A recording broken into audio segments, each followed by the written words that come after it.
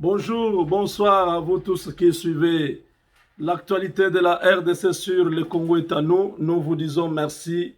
Merci ce matin encore pour avoir été nombreux hier dans nos différentes interventions. Nous avons communié avec vous à travers la musique. Nous avons fêté ensemble. C'était un jour de fête, c'était un jour spécial. Tous les Congolais attendaient Félix Tshisekedi s'il pouvait avoir le courage de se séparer avec Kabila. Certains commençaient à faire même des déclarations du genre ils pourront jamais se séparer. Elvin, give me that. Ils pourront jamais se séparer. Félix Tshisekedi n'a pas le pouvoir. C'est Kabila qui lui a donné les pouvoirs, ainsi de suite. Alors, ce qui a Zambali a quatre relations. Donc,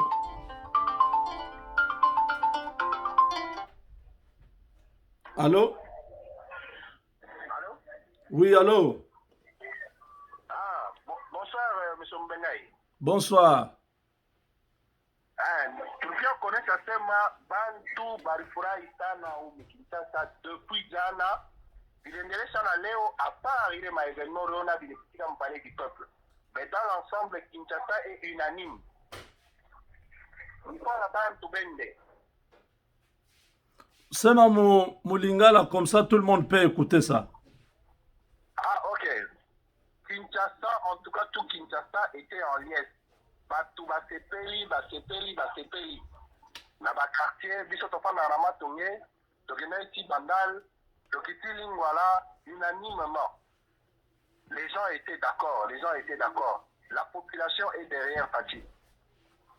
Donc, vous pouvez confirmer vraiment que, avec ce soutien de la population, le système de Kabila ne va plus résister longtemps au Congo. Non, ils ne vont pas résister longtemps. Mais pourtant, aujourd'hui, ils ont minimisé les discours du président. Naturellement, ça c'est une réaction tout naturelle. Quelqu'un qui est en train de tout perdre va vouloir montrer devant les médias qu'il garde encore un peu de dignité, un peu de hauteur. Mais dans l'ensemble, ils sont en train de perdre complètement parce que la population n'est plus derrière eux. Et là, on a pu le constater hier et encore aujourd'hui. Donc, au palais du peuple, tous ces événements qui se sont passés là, vous étiez là? On a été à côté parce que ce qu'il y a eu, c'est que vous savez que le PPRD a des bérets rouges. Oui.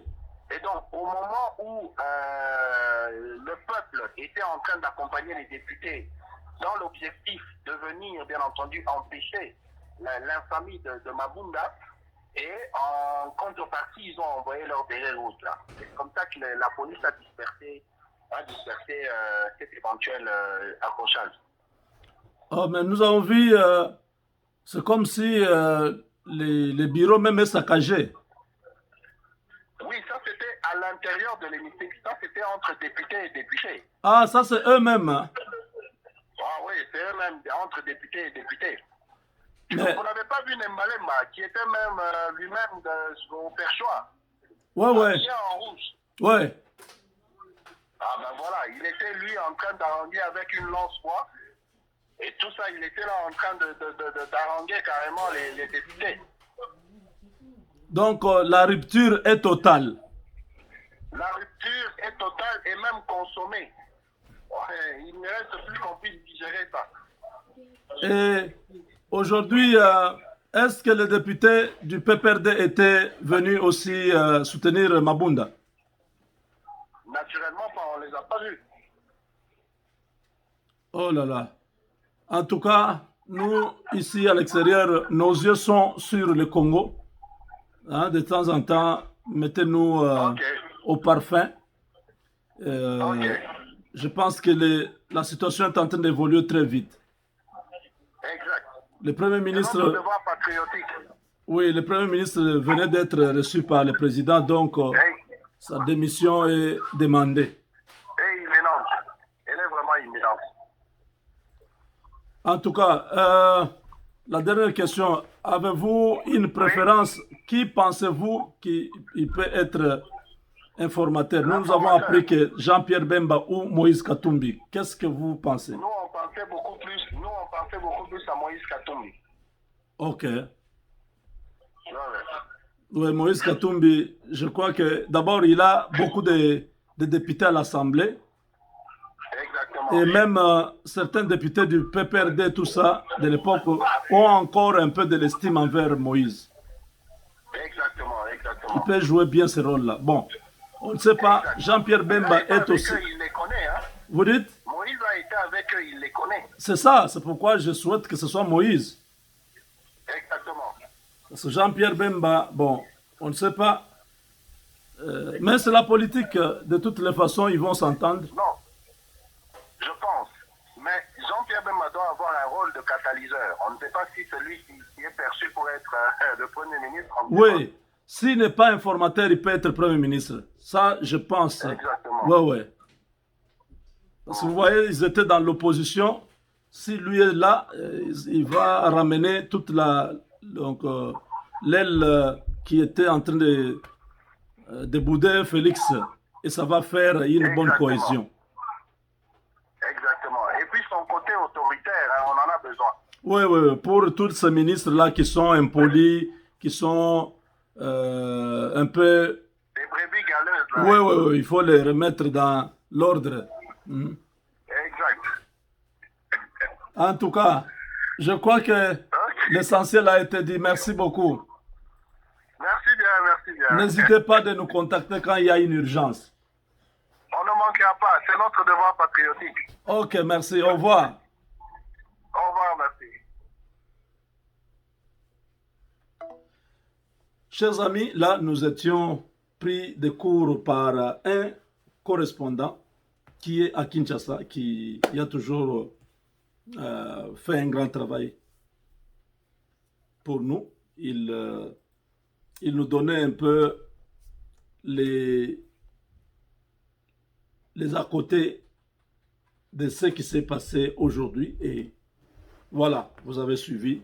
Mes chers amis, bonjour, bonsoir à vous tous qui nous suivez en différé très souvent. Nous sommes aujourd'hui dans la fièvre de la nomination d'un informateur parce que Tshisekedi veut aller très vite. C'est ce que le peuple attend. Ça ne va pas prendre encore beaucoup de jours. Félix Tshisekedi sera très inondé à partir de l'année prochaine à l'Union africaine. Il aura une grande responsabilité au niveau continental. Alors il veut terminer tout cette année pour avoir déjà un gouvernement responsable qui pourra faire le travail attendu par le peuple. Comme ça, lui va coordonner, il va superviser, il sera avec l'Union africaine. Mais le Premier ministre, qui sera issu de cette collaboration de consultation, pourra l'aider, pourra faire le travail pour le pays. Ilunkamba a bouffé l'argent de la République pendant 2 ans pour rien. Les gens du FCC sont courageux. Ils sont courageux. Ils ont largué 65 ministres. Tous ces ministres-là, qu'est-ce qu'ils ont réalisé? Regardons un peu les 2 ans. Au Congo, quelles sont les réalisations de ce gouvernement qui... L'argent de la République parti en fumée.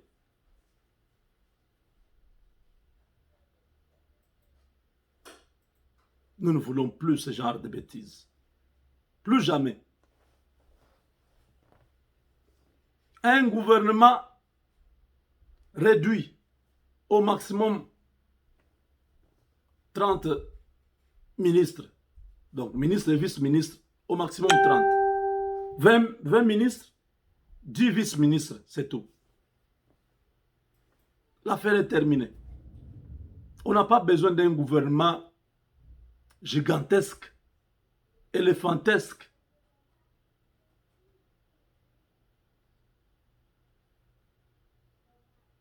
Nous devons être réalistes. Nous devons suivre aussi les modèles des autres.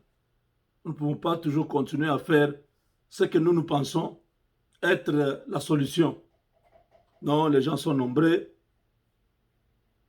Il faut que tout le monde se retrouve. Non. Les Américains ont combien de ministres?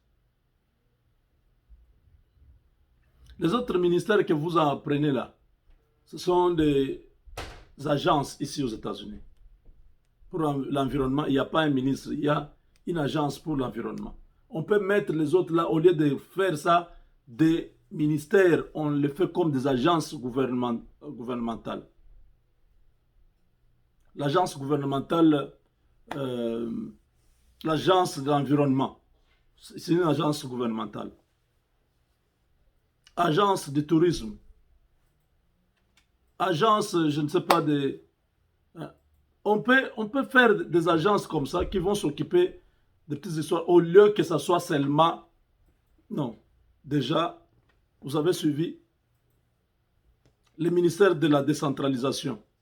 C'est déjà fini. Je vous ai dit, c'est terminé avec ces...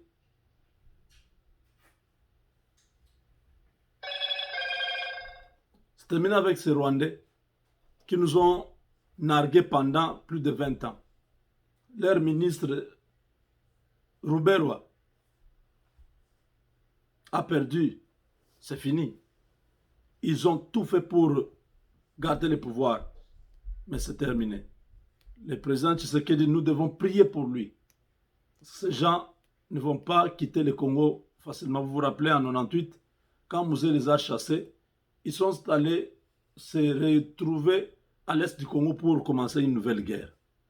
Cette fois-ci, Félix Tshisekedi leur a dit, nous ne voulons pas de guerre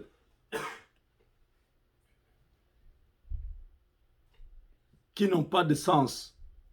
Nous n'avons pas besoin de cela. Nous voulons vivre en paix chez nous.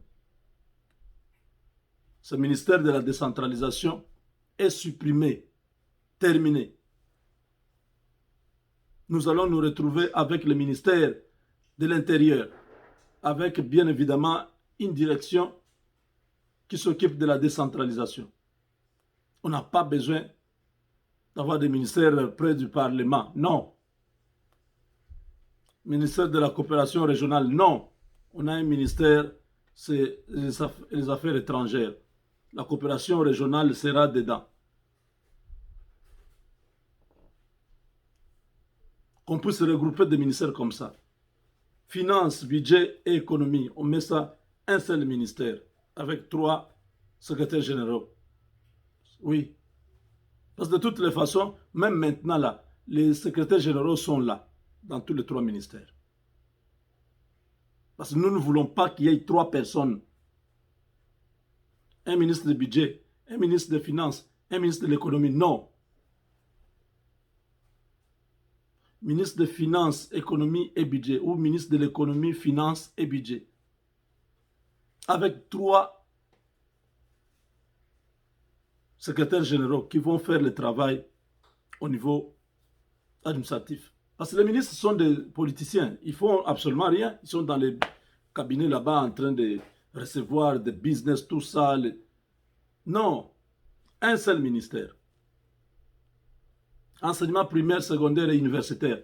Un seul ministère avec 3 secrétaires généraux. Oui. Affaires sociales, genre et femmes. Un seul ministère. Agriculture, pêche et élevage et développement rural, un seul ministère. Avec des secrétaires généraux. Les secrétaires généraux sont là. Pendant que je dis là, dans chaque ministère, il y a un secrétaire général. On garde les secrétaires généraux, on fait sauter tous ces ministres-là. Je crois que vous avez compris. Ministère de l'Intérieur, décentralisation et affaires coutumières. Un seul ministère, avec des secrétaires généraux. Ministère de la justice, des droits et des droits humains. Un seul ministère.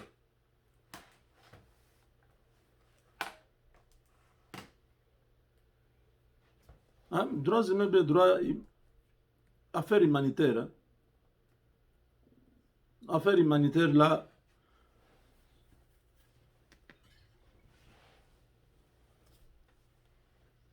affaire humanitaire. Donc, hein, vous voyez, il y a des ministères comme ça qu'on peut mettre ensemble. Ministère de l'Industrie, ministère du Commerce et Industrie, quelque chose comme ça. Ça peut aussi aller ensemble. Ministère des Transports,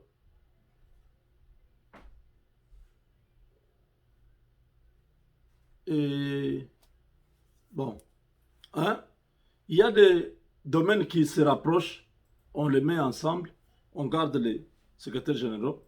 Vous verrez que nous n'aurons même pas 20 ministres. C'est comme en France, 14 ministres. Un petit gouvernement, ça donne l'efficacité, on peut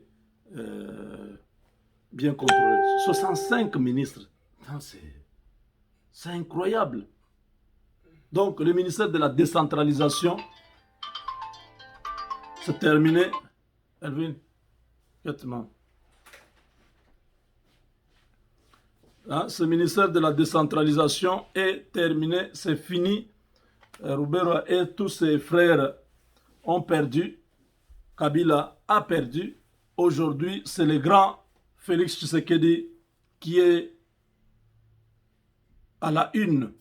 Les journaux, partout on parle de lui.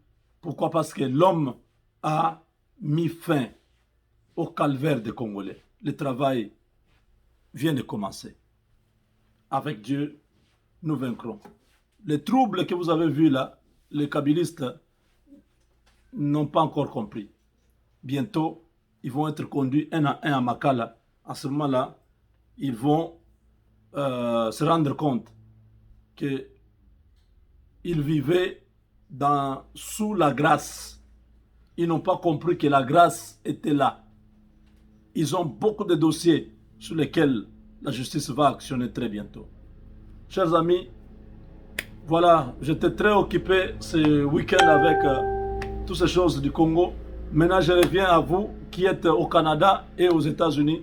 Vous habitez le Canada, vous habitez les États-Unis, vous avez besoin d'un avocat, vous avez des dossiers complexes pour l'immigration, pour la famille, le divorce, la police, vous avez des problèmes avec les agents fédéraux, FBI, tout ça. Vous avez toutes sortes de situations. Vous avez besoin d'un avocat. ARS ne vous a pas payé votre argent. Vous ne savez pas par où commencer. Contactez-nous. Vous êtes au Canada, vous êtes aux États-Unis.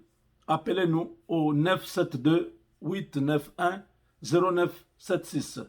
Appelez-nous, nous allons vous aider. Nous avons des avocats. Ça vous coûte 24,95 $. Vous devenez membre et vous allez prendre votre téléphone pour appeler l'avocat, expliquer votre situation. Il y aura une solution pour vous. Beaucoup sont en train de témoigner aujourd'hui. Parlez avec un avocat, que ce soit votre avocat de la famille. Pour vous, votre femme et vos enfants, vous avez jusqu'à 10 personnes dans une famille. Les enfants doivent avoir moins de 26 ans pour être qualifiés à ce programme Legal Shield. C'est la couverture juridique pour tous. Au Canada, aux États-Unis, ne vivez pas sans avoir un avocat. N'attendez pas que les problèmes arrivent pour appeler, chercher un avocat. Ayez déjà votre avocat. Lorsque le problème arrivera, l'avocat pourra s'occuper de cela. Nous avons aussi la couverture de l'identité, la protection de l'identité. C'est ID Shield, c'est une protection sur tout ce qui est personnel, tout ce qui vous appartient, votre social sécurité, votre email, vos comptes Instagram, Twitter, WhatsApp, YouTube, ça sera protégé. On ne peut pas pirater, on ne peut pas venir pénétrer pour, par exemple, dans Facebook, publier des choses. Non. Tous vos mots de passe, tout ça sera conservé. Personne ne peut accéder à votre compte bancaire. Vous imaginez, si quelque chose comme ça arrive, ID Shield, ce programme prévoit jusqu'à $1 million de vous payer si votre argent est perdu. Les enquêtes, c'est juste en payant 29 $. Je veux que vous puissiez prendre Legal Shield et ID Shield. Ce sont des services extraordinaires que beaucoup de gens utilisent aujourd'hui. Vous pouvez connaître votre credit score parce que vous avez accès aux 3 bureaux qui font des credit report bureaux. Vous pouvez connaître votre score est à combien avec TransUnion, avec combien avec Ecofax et Experian. Donc c'est facile, en payant cet argent, vous accédez à tous ces avantages. Avec Dieu, nous vaincrons.